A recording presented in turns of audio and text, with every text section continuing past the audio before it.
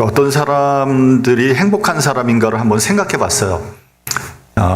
제일 먼저 생각나는 사람들이 그 의사와 간호사였습니다. 만약에 죽어가는 사람 생명을 살릴 수 있다면, 그거 참 보람있고 행복한 일이다. 그런데 사실은 의사는 굉장히 스트레스가 많은 직업이라고 합니다. 생명을 다루는 일이니까 굉장히 스트레스가 많겠죠. 특별히 외과 의사가 그렇게 스트레스풀하다는 거 아닙니까? 그래서 한국에서는 외과 의사가 별 인기가 없대요. 아무도 외과에 지망하지 않는다는 거예요. 그래서 어느 의과대학은 아직 외과를 한 사람도 지망을 하지 않는다는 거예요. 그 이유는 스트레스는 많고 돈벌이는 시원치 않기 때문에 그렇다는 거죠. 이게 참 문제죠. 그렇죠? 이건 의사면은 인수를 베풀어야 되는데 돈벌이로 생각을 하니까 이게 참 끔찍한 일입니다. 사실은. 한국에서는 뭐 피부과하고 성형외과가 이렇게 인기가 있다는 거 아닙니까? 왜요? 돈벌이가 잘 되니까. 조금 소문이 나면 환자들이 뭐 줄줄이 선다는 거예요. 얼마 전에 여러분 그 뉴스 본 분도 계시겠지만, 심지어는 성형외과에는 간호조무사가 성형수술을 해가지고 경찰에 붙잡혔다, 뭐 이런 기사도 봤습니다. 근데 수술을 뭐 한두 사람을 한 게 아니라 엄청나게 막 수백 명 막 이렇게 수술을 한 거예요. 참 잘못돼도 크게 잘못된 거죠. 이제 미국에서는 의사가 돈도 잘 벌고요, 사회적으로도 존경을 받죠. 저는 당연하다고 생각합니다. 생명을 다루는 사람은 존경받아 마땅하다, 그렇게 생각을 합니다. 어쨌든 죽음의 문턱 가까이 가 있는 사람을 살려놓을 수만 있다면 그것만큼 보람된 일은 없을 겁니다. 힘은 들지만 스트레스는 많지만 행복한 사람들이다, 이런 생각을 했습니다. 두 번째는 생각나는 사람들이 자원봉사를 하는 사람들이 참 행복할 것이다, 그런 생각이 들었습니다. 그러니까 자기 돈 들이고 자기 시간 할애해서 하는 일인데 거기에 행복이 있다는 거죠. 세상적으로 보면 손해보는 일이죠. 바보 같은 짓인데도 행복해지는 걸 어떻게 하겠습니까? 한국에 가면은 산동네나 쪽방촌에 가면은 그 독거노인들이 살잖아요. 그리고 장애인들도 살고 또 소위 기초생활수급자 뭐 이런 정부에서 돈 받고 사는 그런 분들이 살고 있는데, 그분들이 이 겨울에 난방을 뭐로 하냐면 연탄으로 합니다. 연탄. 그 연탄을 이렇게 자원에서 날라주는 그러한 일들을 그 봉사단체에서 합니다. 이제 그런 걸 이제 TV에서 가끔 방영을 합니다. 여러분, 연탄이 얼마나 무거운지 아시죠? 연탄 한 장 굉장히 무거워요. 다 옛날 생각하면 다 아실 겁니다. 그렇죠? 그런 연탄을 6장, 8장을 등치게 메고 산비 타러 올라가면요, 정말 땀이 비 오듯 하는 거죠. 그러니까 얼굴은 연탄 검은 게 막 묻었고 거기에 땀이 막 흐르니까 번들번들한 거죠. 못 봐줍니다. 그런데 그런 얼굴에 정말 환한 미소를 띠고 있는 힘들지만 그렇게 자원봉사하는 분들을 보면 참 마음이 따뜻해지고 감동이 됩니다. 그 자원봉사하는 사람들 참 행복한 사람들이다. 얼마 전에 그 클래식 음악 하는 사람들인데 그리스도인들이에요. 이분들이 소록도에 가서 그 공연하는 걸 봤는데, 한센병이 걸려가지고 막 얼굴은 찌그러지고 손마디는 막 떨어진 사람들이 박수 치면서 막 좋아하는 걸 보고 이 사람들이 막 공연하면서 막 너무 감동을 받더라고요. 그래서 이분들이 공연이 끝나고 난 다음에 우리가 자선 공연 온 것이 아니라 오히려 우리가 더 은혜를 받고 돌아간다, 그렇게 얘기하는 것을 봤습니다. 남을 도와주는 삶, 참 행복한 삶이다. 그런 생각이 들었습니다. 세 번째는 어떤 생각이 들었냐면요. 갓난아기에게 젖을 주는 엄마는 참 행복하다. 왜냐하면 제가 이번에 그 뉴욕에 가서 우리 딸이 그 갓난아기를 안고 젖을 먹이는 걸 보니까 참 너무 보기가 좋더라고요. 저는 남자니까 어머니의 그런 기쁨, 행복을 잘 모르지만 저도 이렇게 매손녀를 이렇게 안으니까 그 아주 소위 피덩이죠. 근데 너무 귀엽더라고요. 다 고슴도치도 지 새끼는 예쁘다고요. 남들은 뭐 어찌 보건 저는 너무 귀여워 보였습니다.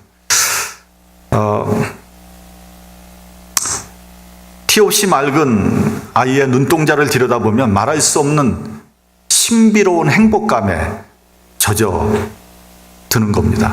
요한복음 16장에도 보면 여자가 해산하게 될 때가 이르면 근심하지만 아이를 낳으면 세상에 사람 낳은 그 기쁨으로 인하여 그 고통을 다시는 기억지 않는다.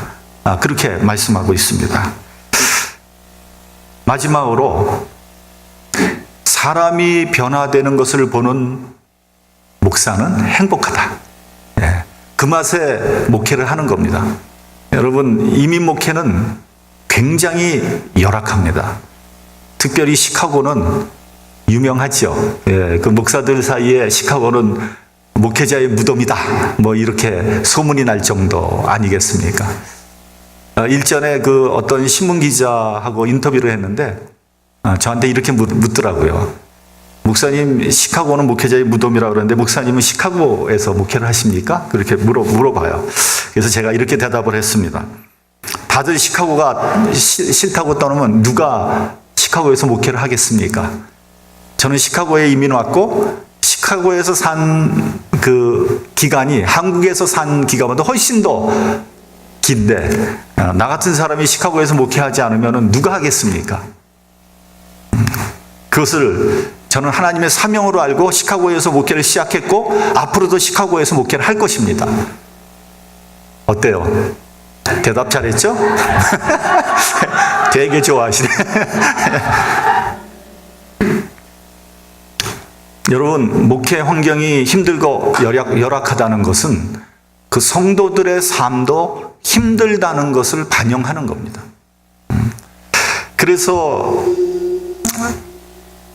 사실 뭐 시카고뿐만 아니라 미 전역에 사는 우리 동포들의 삶이 다 힘들잖아요. 다 약간의 정도의 차이는 있지만 다 힘들단 말이죠.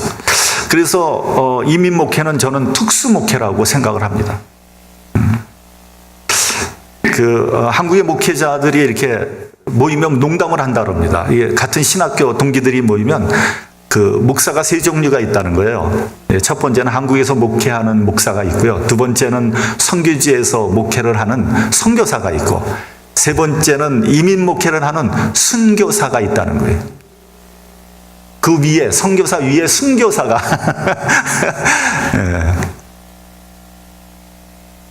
그 정도로 목사들 사이에서 이민 목회가 힘든 겁니다.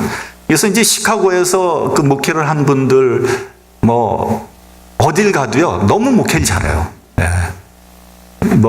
아틀란타에 가도 시카고에서 실패한 사람들이 아틀란타에서 뭐 1,000명이 넘어가는 목회를 하고요. 뭐 한국에 나가도 뭐 수천 명 목회를 하고 아주 목회들을 잘합니다. 왜요? 훈련을 혹독하게 받았으니까. 아무튼 이민자들이 힘들고 어려운 가운데서도 말씀을 통해서 위로받고 말씀을 통해서 그 어려움을 극복하고 말씀을 통해서 새로워지는 것을 보면 목사는 행복합니다. 어려운 가운데 보람이 있어요. 그러니까 결국 여러분 행복은 어디서 오느냐? 보람에서 오는 거예요. 보람에서. 어떤 의미 있는 일을 했을 때, 그것을 성취했을 때 주어지는 보상, 그것이 행복이다. 전 그렇게 생각합니다. 그렇다면 여러분 보람이 없다면, 나의 삶에 보람이 없다면 내가 아무리 많은 것을 가지고 있어도, 아무리 많은 것을 알아도 결코 행복하지 않죠. 그런데요, 여러분, 언제 행복한 것입니까? 어느 때에 행복한 것입니까? 세계의 질문이라는 톨스토이의 짧은 글이 있습니다. 이 톨스토이는 이 글에서 이렇게 말을 하고 있습니다. 이 세상에서 가장 중요한 시간은 지금이다, 지금. 과거도 아니고 미래도 아니고 지금 가장 중요한 시간이라는 거죠. 또 이 세상에서 가장 필요한 사람은 지금 바로 내 옆에 있는 바로 그 사람이다. 옆에 분 한번 이렇게 쳐다보세요. 가장 필요한 사람이에요. 가장 귀중한 사람입니다. 그리고 이 세상에 가장 귀중한 일은 지금 내 옆에 있는 사람에게 선한 일을 하는 것이다. 얼마나 좋은 말입니까? 여러분, 행복을 저기 멀리에서 찾지 마세요. 내 옆에 있는 분에게 내가 선한 일을 하는 것, 말을 한마디 해도 좋은 말 해주는 것, 거기에 행복이 있다는 거죠. 그렇다면 여러분, 불행한 사람은 어떤 사람입니까? 어떤 사람이 불행합니까? 과거에 사로잡혀 사는 사람이 불행한 사람이에요. 내가 과거에는 행복했는데, 이 말은 무슨 말이에요? 지금 불행하다는 거 아니에요. 그 사랑하는 사람이 있어요. 근데 한 사람이 내가 과거에는 그대를 사랑했노라. 이 말은 뭐예요? 이건 굴욕이죠, 굴욕. 그 사람한테 상처를 주는 말 아니겠습니까? 그러므로 여러분, 행복은요, 아까 말씀드렸지만 과거도 아니고 미래도 아니에요. 지금 현재 행복해야 됩니다. 내가 지금 하고 있는 이 일, 내가 만나고 있는 이 사람, 지금 내가 처해 있는 이 시간, 이때 행복을 찾아야 되는 거죠. 고린도후서에서는 보라, 지금은 은혜 받을 만한 때요, 보라, 지금은 구원의 날이로다, 그렇게 말씀하고 있습니다. 지금 은혜 받아야 돼요. 지금 구원의 기쁨을 맛봐야 됩니다. 차일피일 시간만 보내는 사람들, 허송세월하는 사람들은 쓰임 받을 수 없습니다. 나는 지금 무엇을 하고 있는가? 나는 무엇을 위해서 존재하고 있는가? 이것을 알고 이것을 위해서 오늘을 살 때 그 사람이 바로 행복한 사람이라는 거죠. 오늘 본문 이사야 6장을 우리는 소명장이라고 부릅니다. 이사야가 소명을 받는 그런 장면이 나오기 때문입니다. 우리 본문 1절 같이 봉독을 하겠습니다.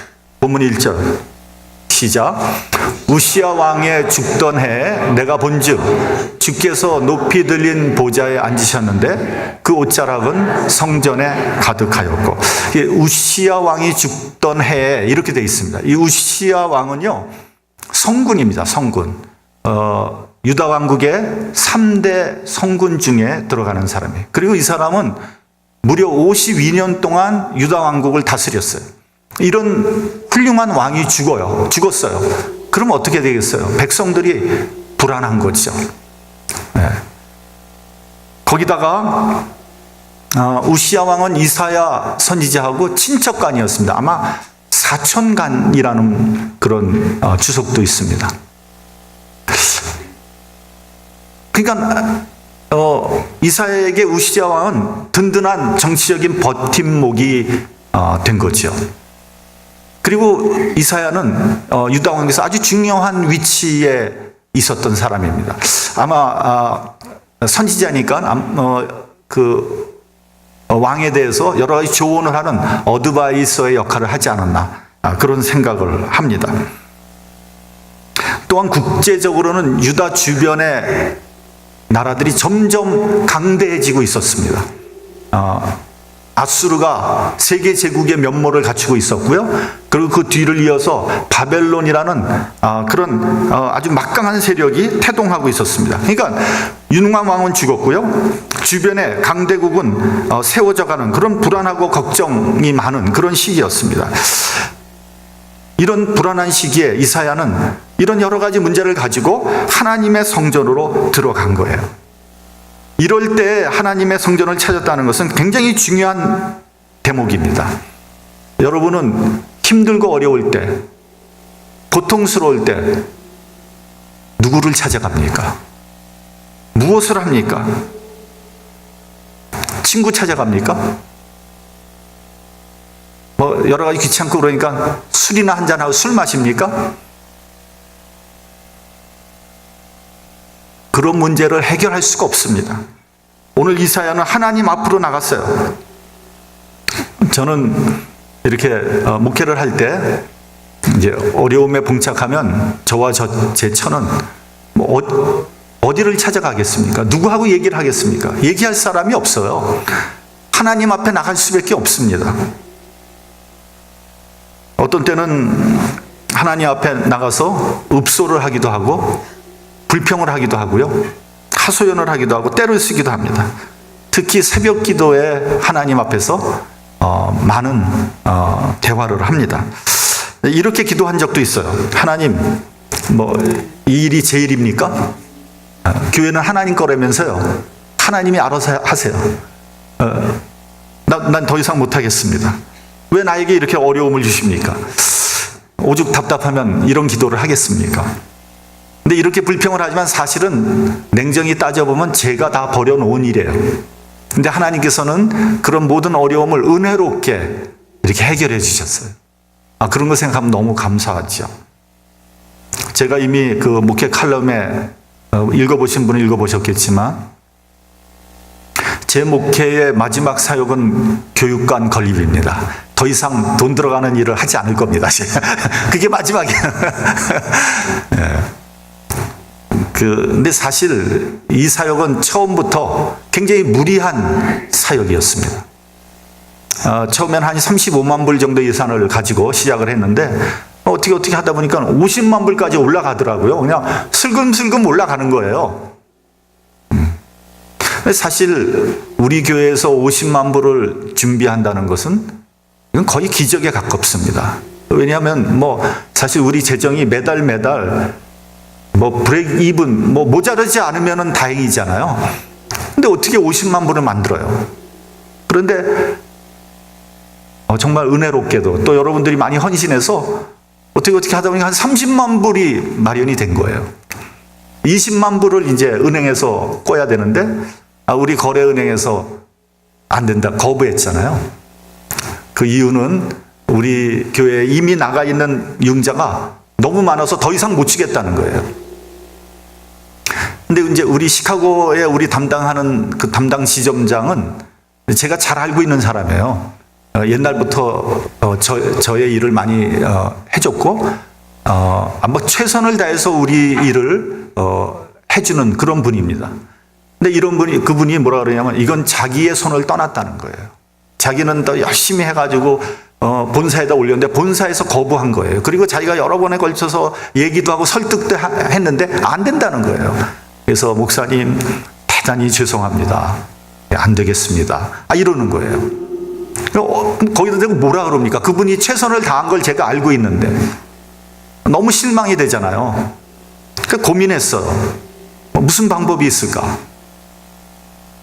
그렇다고 뭐 20만 불 더 내라 더 모으자 이거 안 되잖아요. 뭐 지금도 다 힘든데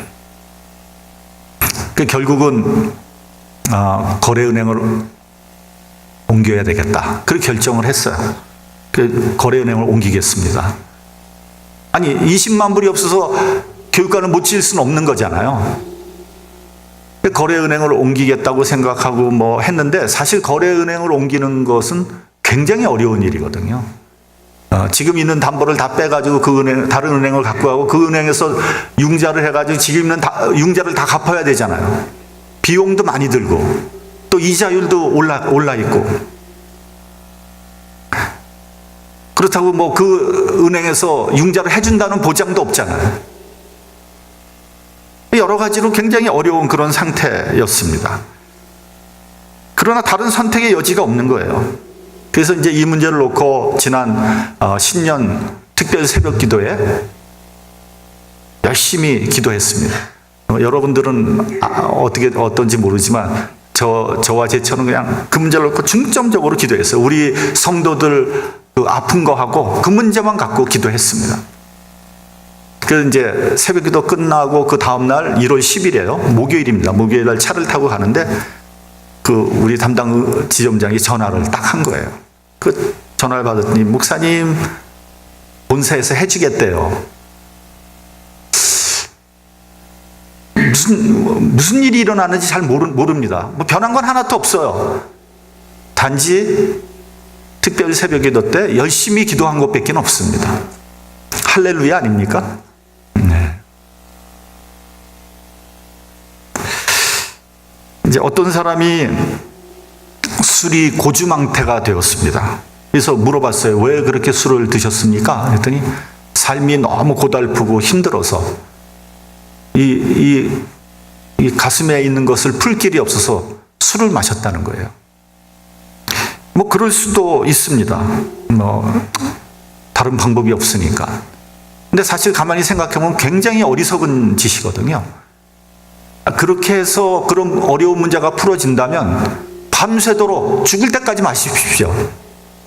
근데 술 깨고 나면 머리만 아프고 몸만 축나지 문제가 해결되는 게 아니잖아요.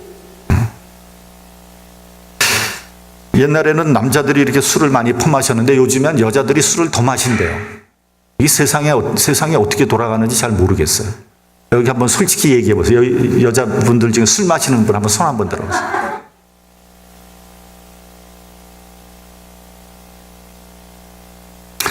여러분, 술 아무리 마셔도 문제가 해결되지 않습니다. 네. 여러분, 우리가 살다 보면 우리가 해결할 수 없는 문제들에 맞닥뜨릴 때가 있어요. 내 능력으로 해결이 안 돼요. 뭐 거긴 재정적인 문제도 있고요, 인간관계의 문제도 있고요, 또 건강의 문제도 있고요, 가정의 문제도 있고 여러 가지 문제가 있을 수 있습니다. 그러면 여러분들은 어떻게 하시겠어요? 술 마시겠어요? 친구한테 가서 얘기하겠어요? 무슨 방법이 있습니까? 여러분 혹시 몸이 아파서 수술하러 가십니까? 가시기 전에 하나님 앞에 나와서 기도하세요. 얼마 전에 우리 권사님 한 분이 수술했잖아요. 아침에 일찍 수술한다 그래서 또 새벽 6시부터 나갔잖아요. 나가서 권사님을 붙잡고 간절히 기도를 했습니다. 뭐 제가 할 수 있는 일은 기도하는 것밖에 없잖아요. 근데 이제 거기에 그 병원에서 일하는 분이 미국 사람이에요. 그분이 그렇게 얘기하더라는 거예요. 야, 너희 나라 사람들은 꼭 수술할 때만 되면 목사가 와서 기도해 준다는 거예요. 얼마나 좋습니까? 하나님한테 맡기는 거 아니에요. 하나님한테. 여러분, 우리가 할 수 있는 일이 있고 하나님이 할 수 있는 일이 있는 거예요. 내가 죽을 병이 들었는데 내가 할 수 있는 일이 뭐가 있습니까, 여러분? 나는 하나님 앞에 최선을 다해서 기도하는 거예요. 그 병 고치는 건 하나님께서 하시는 거 아니겠습니까? 여러분, 의사가 병 고칩니까? 약이 병 고칩니까? 천만의 말씀이요. 의사나 약이 병을 고칠 수 있는 퍼센테이지는 10%도 안 될 거예요, 아마. 여러분.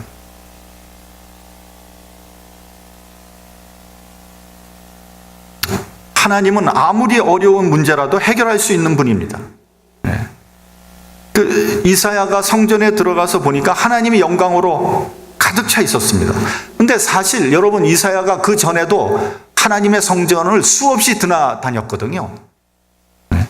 그런데 그때는 하나님 영광을 보지 못했어요. 근데 정말 너무 힘들고 죽을 것 같고 정말 깊은 좌절에 빠졌을 때 비로소 하나님의 영광을 본 거예요. 그전에 못 봤는데 너무 힘드니까 하나님의 영광이 보인 거예요. 여러분, 우리도 마찬가지입니다. 우리도 평상시에는 하나님의 그 현존을, 하나님의 임재를 느끼지 못합니다. 근데 너무 힘들고 좌절이 될 때, 내 능력으로 도저히 해결할 수 없을 때, 그때 하나님의 영광과 하나님의 현존을 느끼게 될 때가 종종 있다는 거죠. 우리는 정말 마지막 순간에 하나님을 경험하게 됩니다. 어떤 사람은 건강을 잃어버리고 난 다음에 하나님을 경험하게 되고요. 어떤 사람은 인간관계에서 믿었던 사람에게 배신당하고 난 다음에 하나님을 만나게 됩니다. 어떤 사람은 재산을 홀랑 날리고 난 다음에 하나님의 은혜를 받게 되죠. 평상시 잘 나갈 때 하나님 만나는 경우는 저는 거의 못 봤습니다. 저도 하나님 만날 때 너무 힘드니까, 삶이. 경제적으로도 힘들고, 인간관계도 힘들고, 집안 문제도 힘들고, 그러니까 부부관계도 너무 힘들어지고, 그러다가 제가 하나님 만났거든요. 본문을 보니까 하나님의 옷자락이 성전에 가득하다고 되어 있고, 하나님의 영광이 온 땅에 충만하다고 되어 있습니다. 여러분, 하나님 만나는 순간 온 땅이 하나님의 영광으로 충만하다는 것을 다시 깨닫게 되는 거예요. 예. 여러분, 세상은 어제나 오늘이나 내일이나 똑같아요. 변하지 않습니다. 그렇죠? 그런데 은혜 받은 사람 눈에는 이 세상이 다르게 보이는 거예요. 온통 하나님의 영광으로 충만하게 보이는 겁니다. 하늘이 열리는 것 같고요. 땅이 막 생명으로 약동하는 것 같고요. 나무가 막 나를 반기는 것 같고요. 새가 나에게 막 노래하는 것 같고요. 그게 은혜 받은 사람들의 특징이에요. 그리고 내 주변 사람들이 사랑스럽게 보이는 거예요. 여러분, 충만한 사람은요, 내 주변 사람들이 사랑스럽게 보이는 거예요. 심지어는 나를 못 살게 구는 사람도 넉넉히 받아줄 수 있는 만큼 마음이 넓어지는 거예요. 그게 충만한 사람이에요. 반대로 충만하지 못하면요, 괜히 시험에 들고요, 괜히 짜증이 나고요, 사람들이 꼴보기 싫어집니다. 그러니까 여러분, 내 옆에 있는 성도가 예쁘게 보이고 사랑스러워 보이면 그 사람은 틀림없이 충만한 사람이에요. 근데 괜히 보면은 밉상머리스럽고 준 것도 없는데 꼴보기 싫고 이러면 그건 은혜 다 떨어진 거예요. 옆에 사람 한번 보세요. 예뻐 보입니까? 아니면 저게 뭐 이렇게 주책을 떨지? 뭐 예.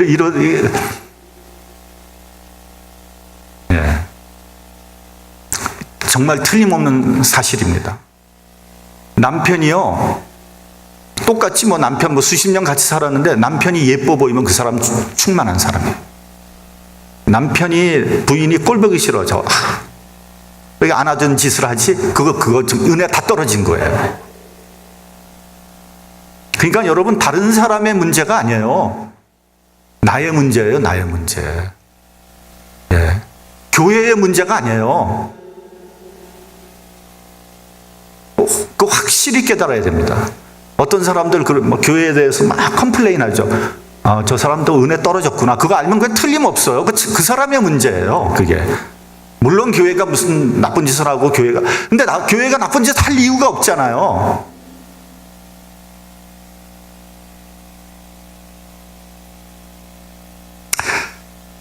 우리 본문 4절을 같이 봉독하겠습니다. 본문 4절. 시작. 이같이 창화하는 소리로 인하여 문지방의 터가 요동하며 집의 연기가 충만했다. 예, 문지방의 터가 요동한다는 거예요.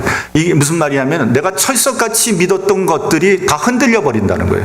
여러분, 내가 자랑하던 것, 지식, 재산, 명예, 여러 가지 건강, 이 어느 날 갑자기 그냥 다 흔들려 버리는 거예요. 여러분, 건강 자랑하지 마세요. 어느 날 갑자기 여러분 검사 받았으니까 암 걸렸대요. 건강하다고 암이 안 올 줄 아세요? 여러분? 그 모든 것들이 다 무너지는 거예요. 또 보니까 연기가 충만하더라. 연기가 그냥 자욱한 거예요. 이건 뭐냐면 하나님의 심판으로 소멸된다는 겁니다. 하나님의 심판 앞에 그 모든 것들이, 내가 자랑하던 모든 것들이 연기처럼 사라질 거예요. 그런 것들은 다 거품과 같은 거예요.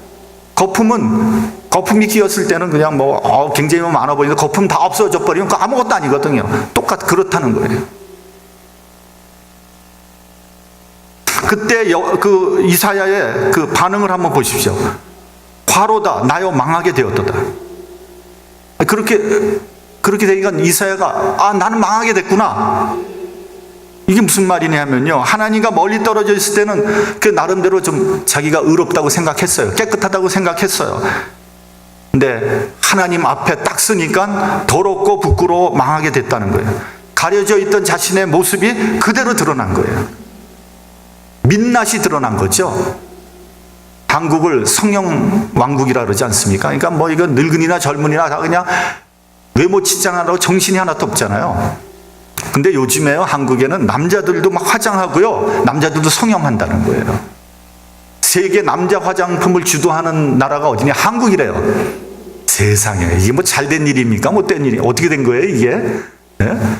돈은 잘 벌지 모르겠지만 이게 바로 외모지상주의 아니겠습니까? 외모지상주의. 겉만 번드르르 한 거예요. 속은 어떻게 되는지 모르고 겉만 번드르르 해서 뭐에 쓰겠어요? 그게 다 속임수 아니에요? 속임수. 여러분, 남자들도요, 여긴 지금 뭐 처녀가 별로 없네. 여기 처녀 하나 있네. 겉만 번드르르 하는 사람 보면 안 돼요.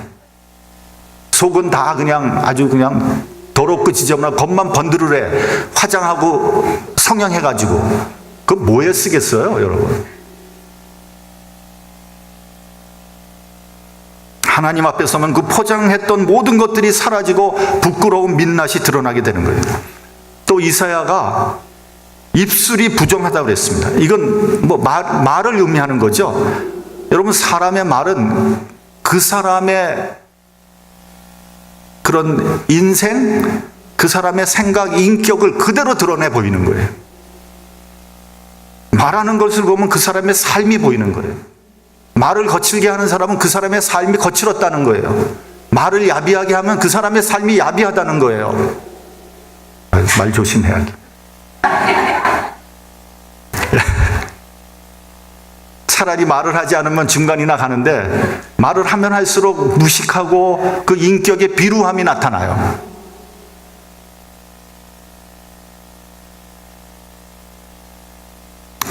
입술이 부정한 사람이죠. 야고보서를 보면 말에 실수가 없는 자라면 곧 온전한 사람이라고 했습니다. 이사야는 자신이 선하고 의롭다고 생각했지만 하나님을 만난 순간 자기 입술이 부정했다는 것을 깨달은 거예요. 그리고 하나님 앞에 고백을 하는 겁니다. 하나님 앞에서 그의 생각, 말, 행동이 부정하다는 것이 확연하게 드러난 거예요. 그래서 나는 죄인이라고 고백하지 아니할 수 없는 거죠. 그때 하나님의 천사가 화절을 가지고 제단에서 그 뜨거운 숯을 가져다가 이사야의 입술에 갖다 댑니다. 그러면서 뭐라 그럽니까? 내 악이 제하여졌고 내 죄가 사하여졌느니라. 여러분, 우리의 죄와 허물을 사할 수 있는 분은 하나님 한 분밖에 없습니다. 하나님께서 죄를 사해 주셔야지 죄가 깨끗해지는 거예요. 천주교에 가면 뭐 고해성사라고 있잖아요. 그러면 고해성사를 하고 나면 그 신부님이 죄를 사해 줍니다. 뭐 그것이 신학적으로 옳고 그르고를 떠나서 그것이 그 굉장한 효과가 있다는 거예요. 그러니까 고해성사를 갔다 오면 내 죄가 정말 사해진 것처럼 느낀다는 거죠. 그동안 죄로 인해서 짓눌려 있던 그 마음에 자유함과 평안함을 얻게 된다는 거죠. 하물며 하나님께서 나의 죄를 사해 주신다면 얼마나 놀라운 일입니까? 죄짐이 풀어지고요, 영적인 자유함을 얻게 되는 겁니다. 이것이 바로 구원이에요, 구원. 근데 그때 또 주의 목소리가 들립니다. 내가 누구를 보내며 누가 우리를 위하여 갈고? 이사야는 내가 여기 있나이다, 나를 보내소서라고 응답합니다. 이것이 또 굉장히 중요한 말씀입니다. 하나님을 만나는 순간 내가 죄인인 것을 깨닫게 되죠. 동시에 자신의 가치를 발견하게 되는 거예요. 나는 아무 쓸모없는 자가 아니라 하나님이 필요로 하는 존재라는 것을 깨닫게 되는 거예요. 그러므로 여러분, 구원과 용서의 은혜를 받은 사람은요, 하나님의 부름에 무조건, 이건 조건이 없어요. 무조건 예로 대답해야 되는 거예요. 하나님의 부름에 아니요는 있을 수 없습니다. 예수님은 그 험난한 십자가의 길도 예라고 대답하시면서 가셨는데, 하물며 하나님의 부름에 아니요라고 대답을 한다면 그것은 겸손이 아니라 교만 중에 교만인 것이죠.